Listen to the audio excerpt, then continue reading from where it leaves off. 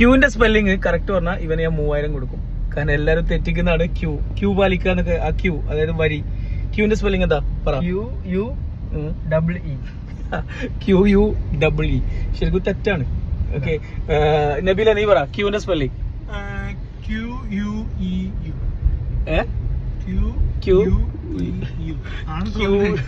QUEU എന്നൊക്കെയാ പറയുന്നത്.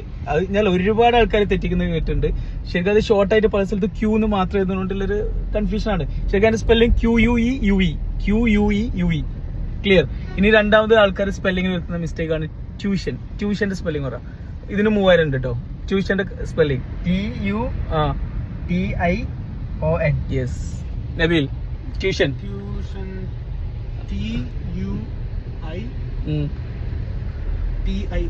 നിനക്ക് 3000 അല്ല, ഇവന് മാത്രം 3000 പറഞ്ഞു കേട്ടോ. അപ്പൊ ട്യൂഷൻ ശരിയാണ്. അത് TU കഴിഞ്ഞിട്ട് I വേണം.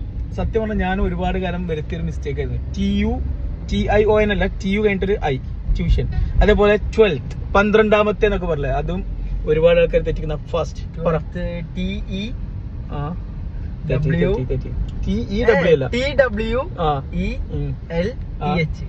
നബീൽ. നോ, അതിലൊരു F ഉണ്ട്, അതറിയോ? F TWE. Okay, L കഴിഞ്ഞിട്ടൊരു F ഉണ്ട്. ഓക്കെ, പലതായ F പറയാറില്ല. 12th പറയുമ്പോൾ കേൾക്കുന്നില്ല, എഴുതുമ്പോ F വേണം. യെസ്, ലാസ്റ്റ് അല്ല, FTH എന്നാ പറയാം, ഇവിടെ എഴുതിയിട്ടുണ്ട്.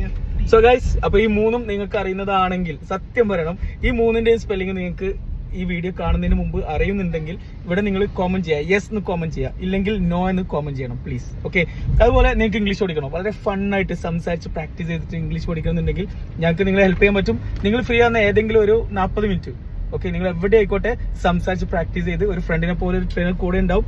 2 മാസം നല്ല റിസൾട്ട് ഉണ്ടാവും. ഇല്ലെങ്കിൽ റീഫണ്ട് പോളിസി ഉണ്ട്. വളരെ ചെറിയ ഫീ ആണ്. വെറും 3000 രൂപക്കാണ് ഇംഗ്ലീഷ് പഠിക്കാൻ പറ്റുന്നത്. ബയോ വാട്സ്ആപ്പ് ലിങ്ക് ഉണ്ട്, ക്ലിക്ക് ചെയ്യാം.